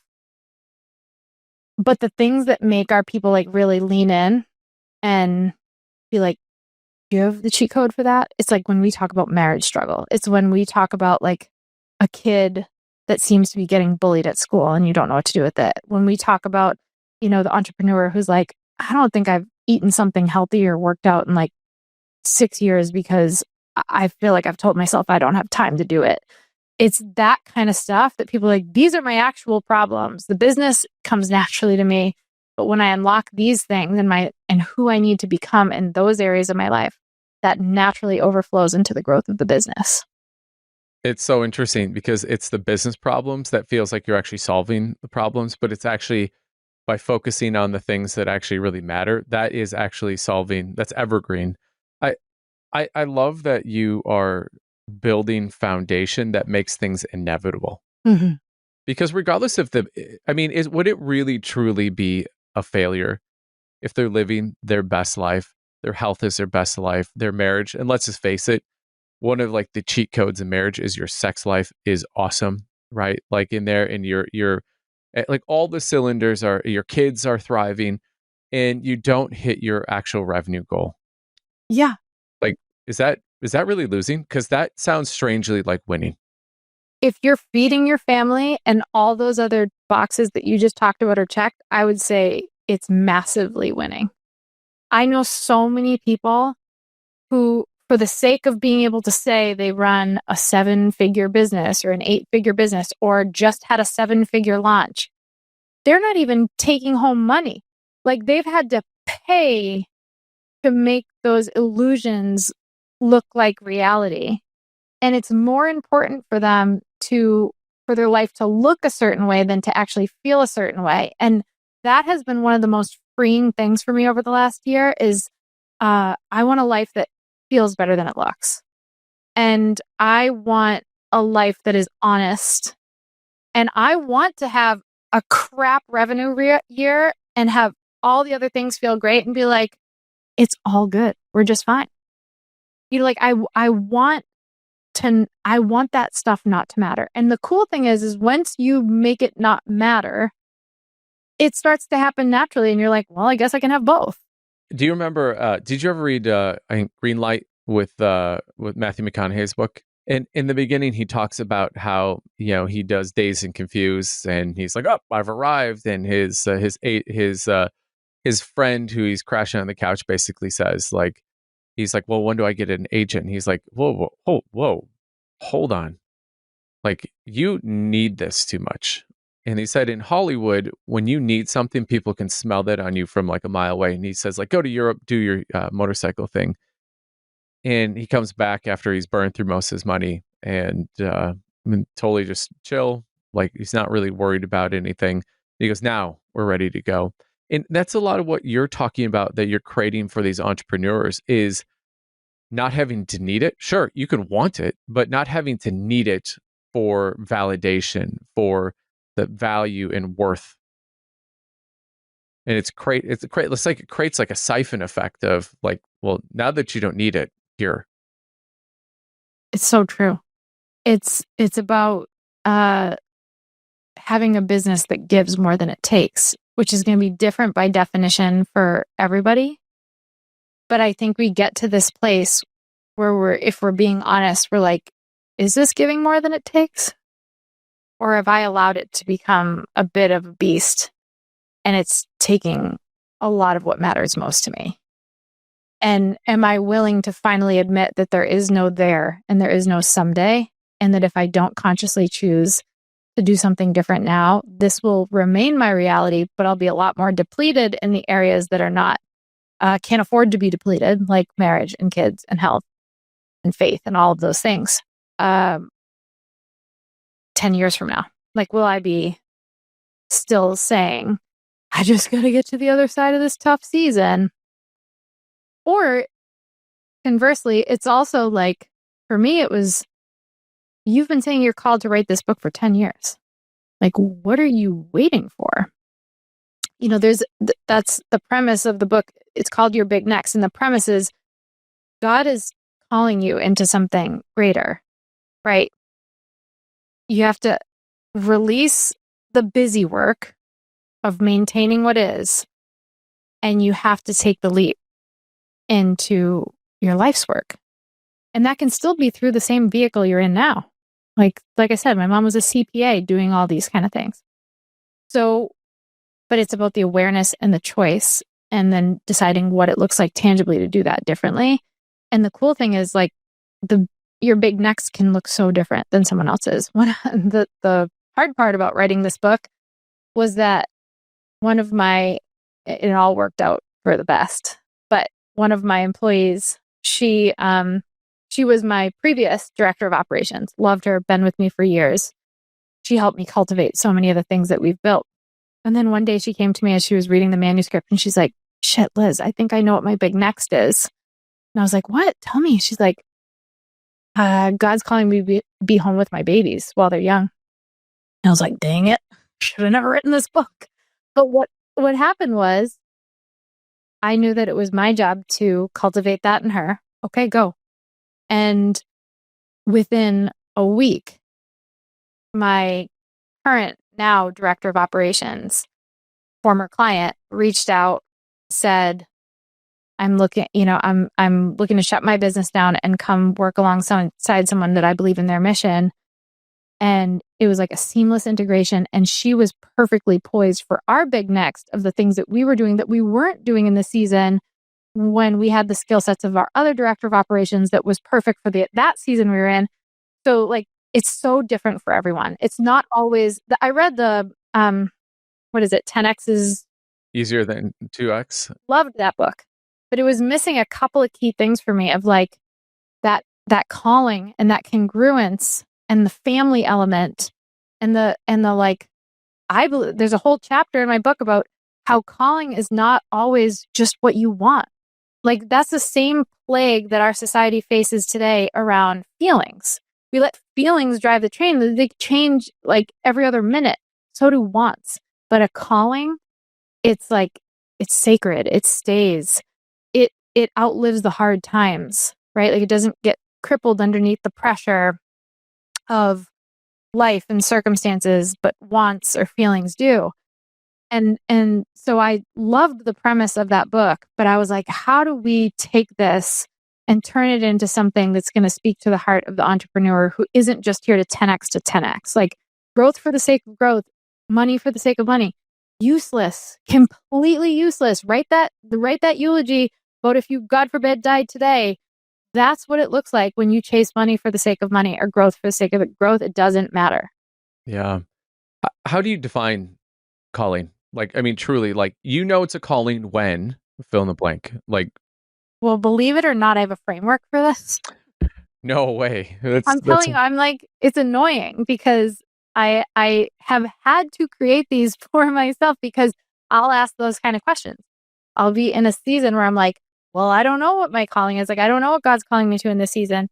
So it's called the visionary matrix. So picture 4 quadrants.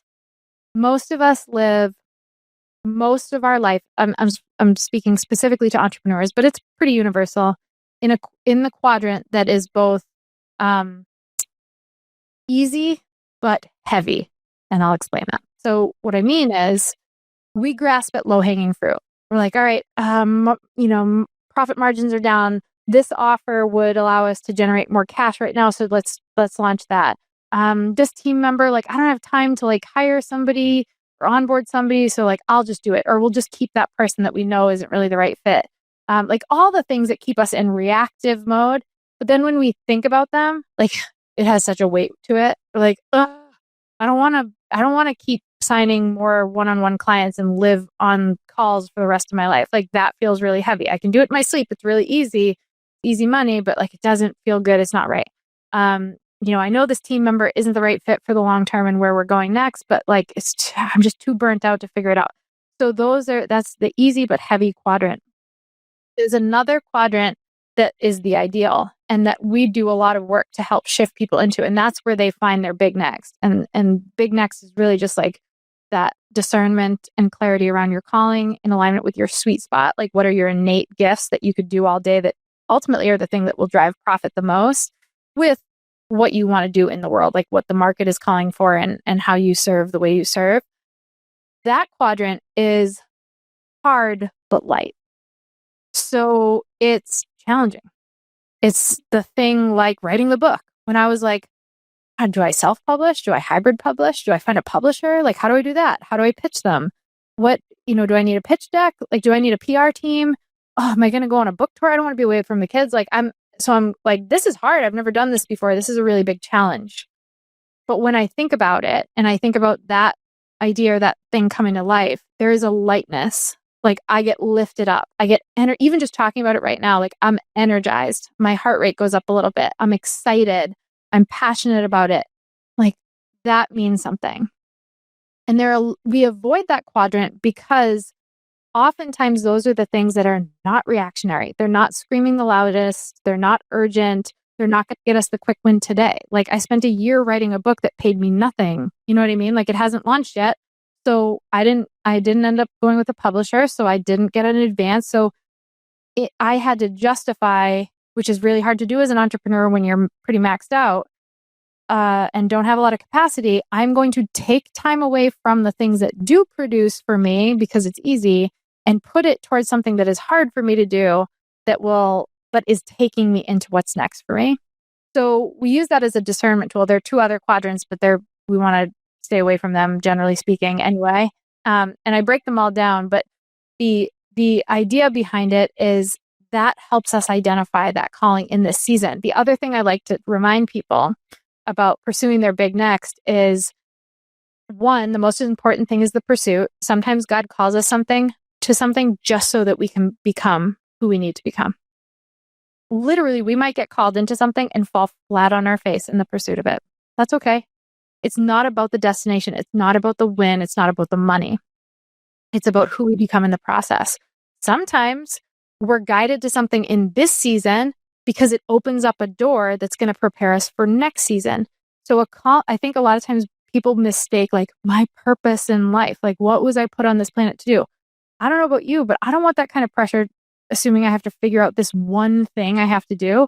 That's not what I'm talking about. I'm saying in this season, like my big next right now, very different than 2 years ago, 12 years ago, will be different 5 years from now. And that's totally fine because it's very fluid. It's always leading into the next thing, but it's really about discerning. And one simple thing you can do is just be like, what are the patterns I've seen for like a while now that really speak to me, that keep nudging at me, that I keep ignoring? So again, using the book as an example, I constantly kept getting these nudges to write, or I would meet other authors and hear their story and it would inspire me, or I'd have these dreams or ideas, or spend, a half an hour and I'd write something and I'm like, that could be a chapter. So you notice like what keeps coming up that you just can't ignore, but you haven't taken it by the reins and run with it yet. And that's usually a pretty good indicator too. I love your analogy of these nudges. One of the quotes that, like, if you ask my family, that I say all the time, and my team, is I say, you must be present to win. Like at a raffle, when you buy a raffle, like you must be present to win. And I grew up, my dad was a Lutheran pastor, and so I'm going to harken back to that part of my life. And there was this the parable of like God's going to come to dinner. And again, I'm giving like the Ben's abridged version of this. But where someone shows up, they need to be clothed. There's someone that shows up, they're hungry, like feed me. And then, long story short, we get to where God comes, and they're like, "Oh, you're here. I've been waiting." And he says, "Well, I've come here a bunch of other times." And it's so comforting to me to know that when you're talking about like these nudges, I think that those are those things. Just like take out the fact of like this pressure of purpose, right? Of like, what's my purpose? And like God's coming to dinner, and really just going like these little nudges are these little, like, God's going like in your ear going like, "Hey, you'd be really well suited for that." Or, "Ooh, hey, like I think your heart and voice would add the credibility that would make this come alive in the world. Yeah. And sometimes we just need to get on the path, because answers do come to those who take aligned action, right? Like we don't get to just, I know I like to give frameworks and prompts, but you don't discover these things just by using these tools, right? Like I can't sit in my favorite chair for days on end and then come with all the clarity, because I have to be in some kind of motion to start to get a pulse check on, like, oh, am I picking up speed? Do I like this? Is this aligned? Does this feel like, does it still have that lightness to it? You have to start taking the steps, because sometimes you'll be called into something, maybe just so you can discover it's not the right thing, so that you can take it out of your mind for good. Like you don't get to see the full picture. We're over here thinking we're the artist. We're not. You zoom out and we're like one little tiny, pin drop in this beautiful tapestry that God's drawing of life in general. And we don't get to see the full picture. So we just have to trust and take those next steps and take those risks and leaps based on that calling. And for me, it's a lot about like what that lightness, other ways to describe it is like a peace or a calm. It's not just excitement. It's like, it's like a knowing. You're not stressed or anxious when you think about it. You're like, this thought brings me a lot of peace or joy. Yeah. I like how you didn't use happiness. I like that you used joy, because there's a massive difference between those two. Huge. I had an aunt my great aunt, one of my nana's many sisters, she was one of 12, and big Italian family. And my auntie Sophie was a nun. And she used to say that all the time. She said, don't chase happiness. It's shallow. Joy. You can be in the depths of pain and despair and still have joy in your life. And that was like, has always stuck with me. It's a very different experience. It has legs. It has depth. It's dynamic. It's nuanced. Happiness is just another feeling. Well, I love that you talked about that joy can happen even in like the hardest moments. I think one of the things that you and I were talking about in the green room, that we have a common walked journey of losing a child. And I was so struck. And that's actually one of the reasons why I felt like this gravitational pull to like, I was like, I'm really excited to have this conversation with Liz. But in the green room, you just talked about and how quickly it transitioned to, and here's what the blessing of all of this is. And I'm really curious, when you think about your big next, which I would call, hey, how would you define like your version of max life? But I'm going to put it in your terms, like your big next, as you think about your identities as like, world-class coach, as a mom, spouse, business partner, friend. How did, losing Michael like transform how you would have maybe answered that? And what is that answer? It transformed me and my perspective more than anything, in pretty profoundly. So it was a little over a year ago, when at 17 weeks, we found out that our son no longer had a heartbeat. And about a week after that, I delivered him at home. And very soon after delivery, I started hemorrhaging. And we were like troubleshooting. We had the midwife on the phone, and my husband's in there with me. It's first thing in the morning. It's like 6 a.m. Thank God my best friend happened to be staying with us. So the kids were just starting to get up. So she's like, has them out in the kitchen, making them breakfast. And I start fainting, and I'm laying on the bathroom floor. And like within a minute, I'm, from the top of my head down to the bottom of my feet, just in a pool of my own blood. So we immediately shift gears. I'm kind of in and out. And the midwife's like, you got to get her in right away. So, thankfully my husband was thinking on his feet, probably like not even thinking. It was just all very, I don't know, innate at that point. And he thought to put me in one of his black sweatshirts and black sweatpants so that the kids wouldn't see all the blood as he carried me out. And what transpired soon after that was we got to the hospital and they immediately put me on fluids as they were trying to figure out what was going on. And when you're given fluids, it kind of offsets like the blood loss, right? Because you're literally replacing that blood loss with fluid. So you start to perk up a little bit. And the ER doc's telling me like, oh, this is just normal. I'm like, bro, I've had 4 kids. This is not normal. I assure you. But what was happening was I was internally bleeding that whole time and they didn't know. And I was in the ER for about 3 hours and the doctor was about to discharge me. He came in with my discharge papers and the nurse comes in to give me the papers and she looks at my blood pressure that's like 70/38 and just dropping. And she's like, I don't feel comfortable sending you home.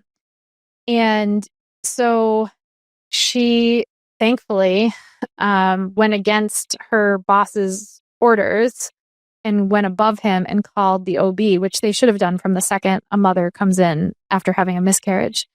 And she starts doing an exam and I just start hemorrhaging like someone took a bucket of water and just dumped it on the floor. Like every corner of that ER had my blood in it.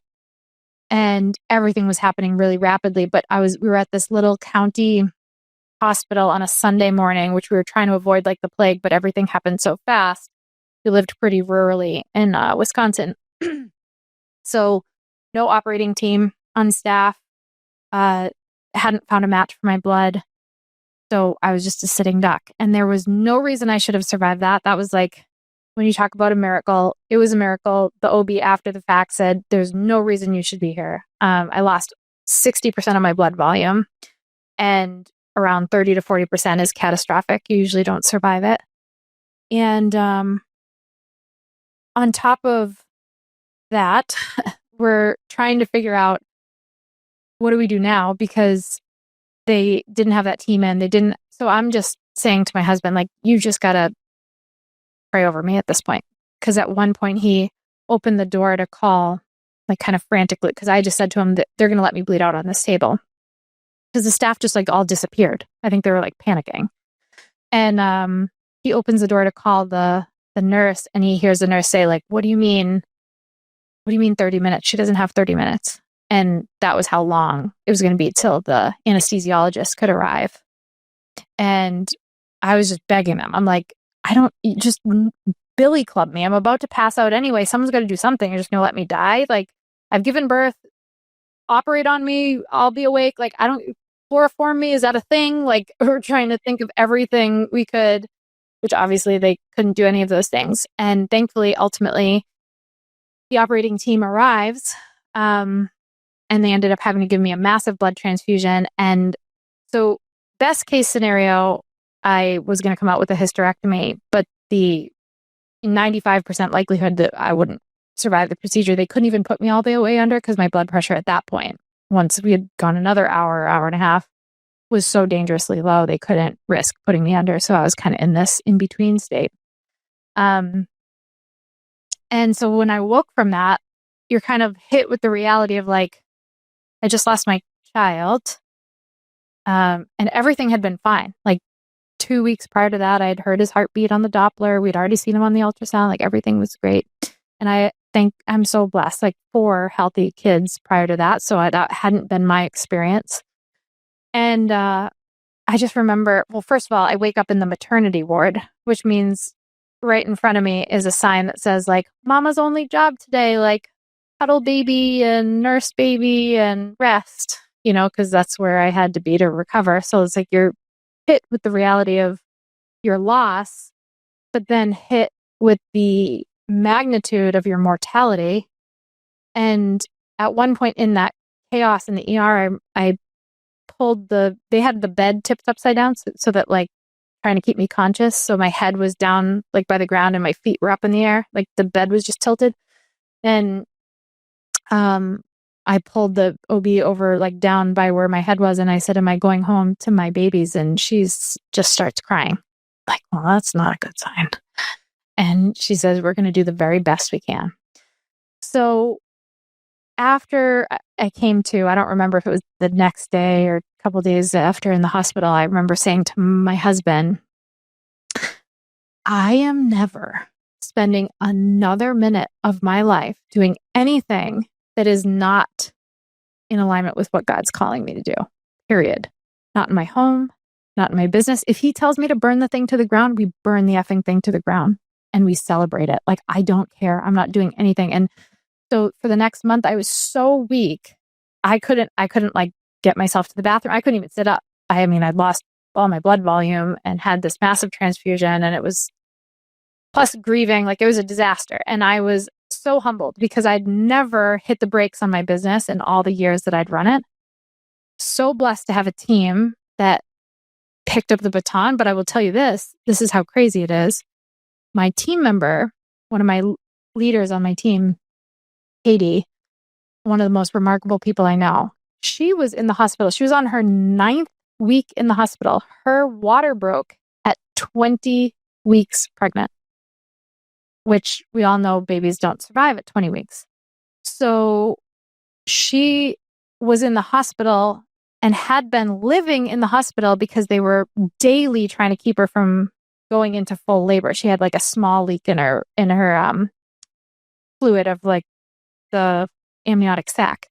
So I have this poor girl who's like fighting for her own baby's life and her own life because she's at risk of infection and all these things, running my company from a hospital bed. But like, that's the kind of, when we were talking about like culture, like she would have never taken no for an answer because she believed so much in what we were doing. And there's such a love for each other within that organization.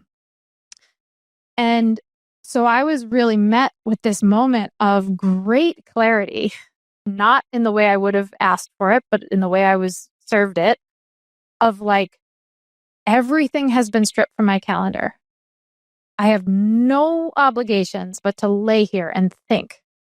We had no TV in our bedroom. Like, I didn't have the capacity to read a book. I was literally just laying there, like stewing in my own suffering. And with time, I was able to say, what am I going to allow back in? Because that's a conscious choice. Very easy to say, I just need a month to recover and then we'll get back to it. But I shut down a lot of things. Like, we had some really profitable offers that we'd already sold prior to this happening. And I came to my team and it was well over 6 figures in our revenue for this one offer. And I was like, refund everybody. Everybody gets a refund. I'm not running it anymore, because it was like a business building program. And I was like, I know this is easy money for me, but I know this is not what I'm being called to anymore. And I'm not playing small anymore. And we took risks like that. But I'll tell you this, Ben, like, after I had that clarity and after I started taking those risks, which were really scary, I'm like, do we really need like financial strain in this season too? The doors that started opening and the opportunities and the financial prosperity that came to us in the year that followed was like, you want to talk about 10xing beyond anything that I tried to strong arm my way into all those years, because it was a result of that overflow and that clarity of like, nope, this is it. And I'm not doing anything that is not this. And that was true in my home too, of like, we love sports, right? Like, we grew up playing sports, our kids play sports, but I'm like, my kids are, at the time, it was like 8 and under. I am spending 5 days of our week, like, on soccer fields, and my kid's like off chasing butterflies. I don't even give a crap. It's like a 5-year-old. I'm like, no, this is not a non-negotiable. They can play sports, but I am not giving up eating dinner around the table with my children and my husband every night. So if something fits a day or 2 a week, great. But like, we just got so hyper clear. So much so that we literally during that time packed up our dream home and moved cross country to New Hampshire to be near family.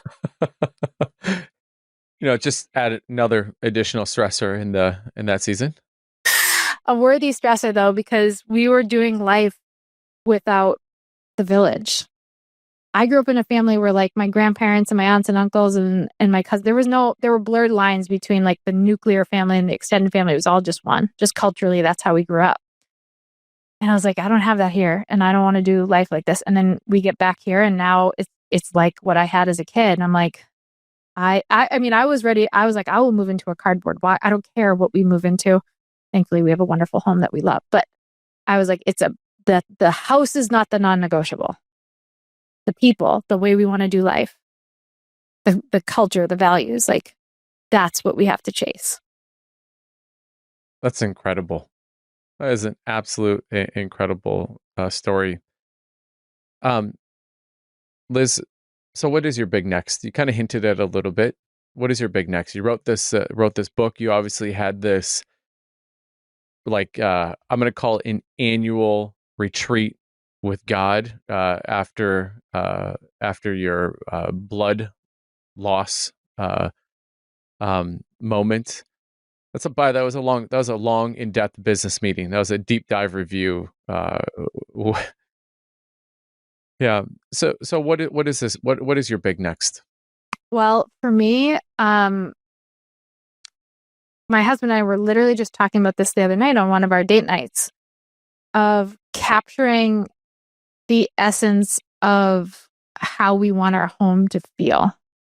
Like, we want this place to be a haven for us and our children and all the people we're blessed to shepherd in whatever capacity, oftentimes through our business. So we run our Visionary CEO Mastermind.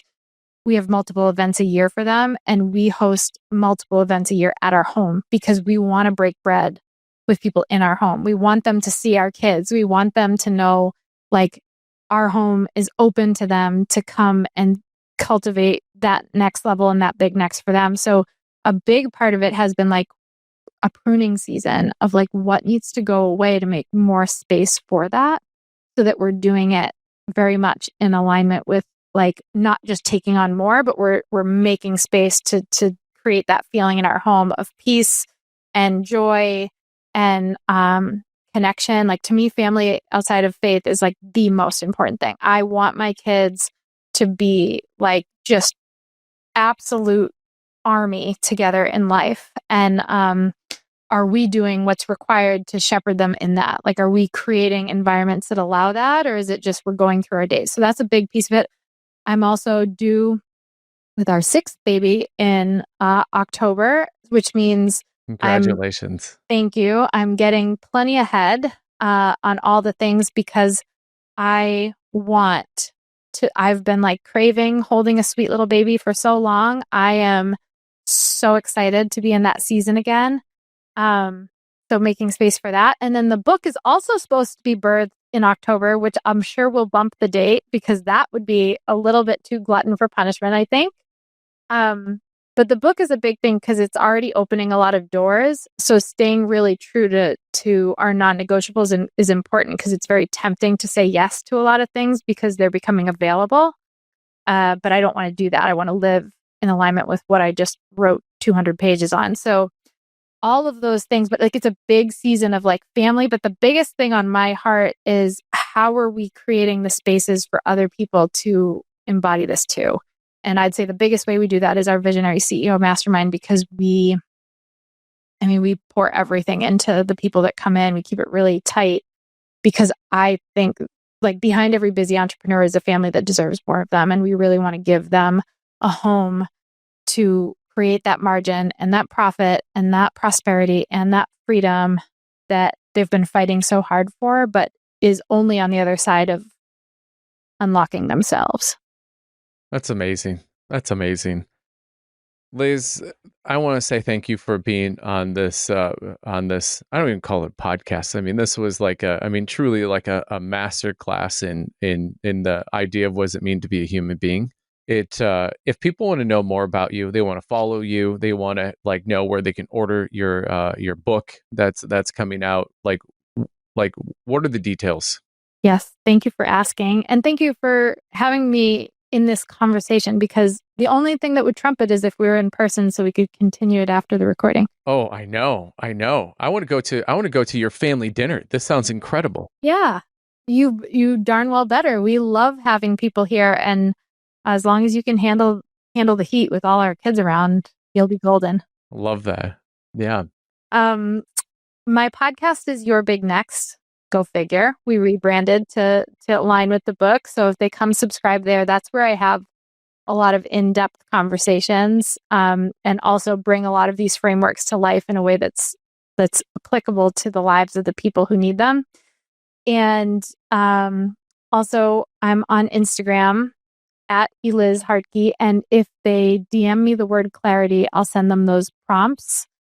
They can also DM me the word template, and I believe that will allow me to give them the visionary CEO schedule I talked about with the 7 blocks, just so they can have a perspective on that. But I'm always excited to talk to people in these seasons of life, because I never want to position myself as like the guru who has figured it out. I'm in the trenches, and like life is very cyclical. It's not I've made it and now I've overcome it, as we've clearly defined on this show. So to me, it feels really good to like just wrap arms around people and be like, let's go. Like, we're doing this together. We're creating a movement of people who are truly keeping family first and hearing what God's calling them to, and living into their legacy today, not 50 years in the future, having realized they missed the mark. And it's just a total privilege to get to do any of it. So I'm grateful to share it here with you and share it with anybody that comes to connect. I'm always happy to chat. Yeah, well, I'll be perfectly frank. If you don't take her up on like getting some of those prompts and continue to follow Liz, like I know that I'm going to be following you after this conversation. What an incredible, absolutely incredible episode. Liz, one of the things I like to do is let the guests have the last word, the last phrase, the last thought that's going to ripple. So what do you want to ripple out to the audience today? I think no matter how hard it feels right now, there's a reason that you've been led to this moment and these circumstances and these struggles and these challenges. And you're given this opportunity to swirl around in them like in a vortex, or, rise above them and see the perspective of what is next for you and how it most aligns with the person that you want to be in this short life. So my challenge to every listener is to really heed that call and have the courage. And the barometer for me, there've been 2 barometers for me in life, one kind of on the negative side and one on the positive side. The negative side is I present myself with the question of what will I regret more? Just one of the questions I ask myself when I'm facing something big in my life or small, right? Like, what would I regret more? And I allow that to guide my decisions often. And then on the more positive side of the coin, kind of mirroring what I was blessed to grow up in with my family, is when in doubt, just do the right thing. Like, in your heart and in your gut, the right thing. You have a client that took advantage of you and your ego is, pissed off and you want to sue them or drag them down. I don't know. Is that the right thing? Do the right thing, right? Like you have someone who's struggling that needs your help, but they don't have the money to pay you right now. I don't know what's your heart telling you. Just go do the right thing. Like, anytime you do the right thing, there's a reward that's so much greater than anything monetary, and sometimes even monetary in the future, but that will lift your spirit and guide you closer to who you're really called to be. Oof, what a great way to end this episode. Liz, thank you so much for being here. It's been an absolute pleasure having you. Ditto. Thank you for having me. And now I want to have you on my show too. Absolutely. Thanks a lot, Liz. Thank you for listening. A big thanks to Elation Lab for the production and creative design. Remember to like, subscribe, and follow us on YouTube, Apple Podcasts, and Spotify. Keep listening for more Max Life.